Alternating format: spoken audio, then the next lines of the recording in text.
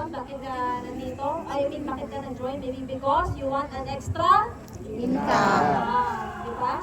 So, extra income. And just like you, isa po ako exhausted employee.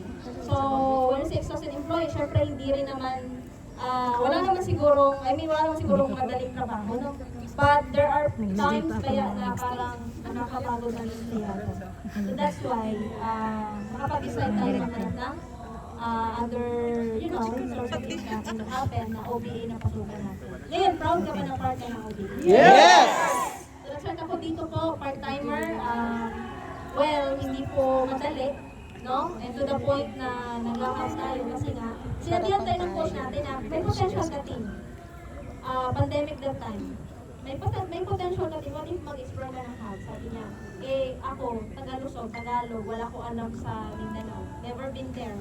Wala akong kamag-anak that time.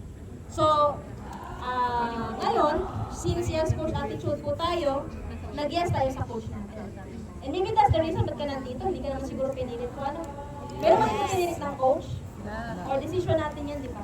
So sabi ko sa sarili ko, hindi pwedeng maghahab ako na uwi ako na wala akong resulta.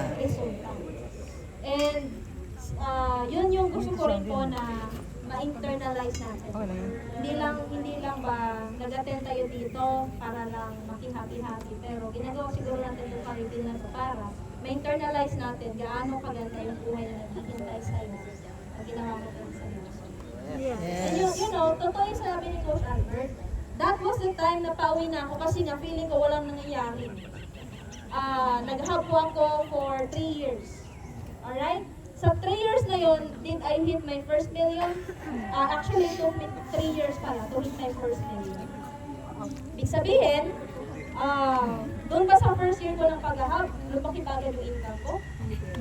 Well, meron tayong mga hubbers dito na mabilis talaga yung progress eh. It's good for them. Pero ako kasi sa totoo lang, kung nakarelate ka sa akin na 6 months na, wala ka pang 6 figures. Meron ba nakarelate? Yes! O ganun po ako.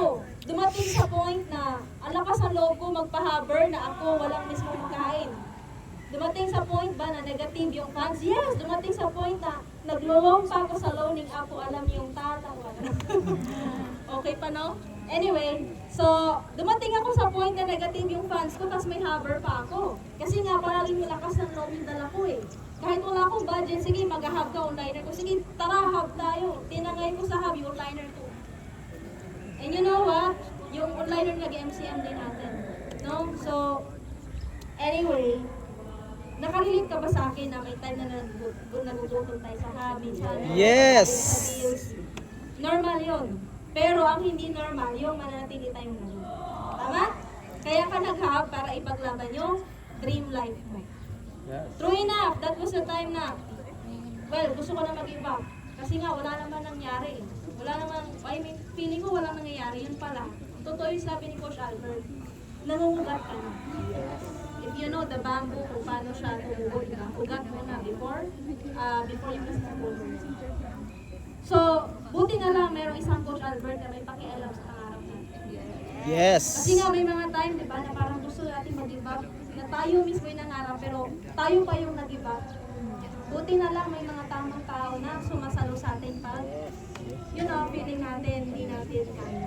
Kaya nga, grabe yung pasasalamat ko kay Coach Albert, sa Directors Club, sa buong community natin kasi this is, hindi lang pera yung pinag-usapan. Hindi lang kumita ka pero tuturuan ka yung pangyayari. Yes. And that was the reason na sabi ko, yes coach, parang sabi mo susundin ko. Pumunta ako ng Bohol, nag-hub ako ng 3 years, wala ko that time, wala ko masyadong, hindi ko na-hit yung first year ko sa 2 years, I think third year ko na-hit ko. Then, 3 months pa lang ako ito sa Bohol, nagpalabas tayo ng first month. So, yun yung sinasabi natin na, well, hindi naman yun mabilisan. Kasi it took me 3 years, di ba, to hit my first million. Ibig sabihin, 3 taon ako na nagtitiis. 3 taon ako na feeling ko, kaya ko pa ba to? Imagine that, sino yung nakarelate dito? More than a year ka na, pero feeling mo, wala pa nangyari. Di ba? Normal yun, as long as may ginagawa ka. Tanong, may ginagawa ba tayo? Kung yes, tama yung nasa right track ka. Naiintindihan ko. So, sabi ko,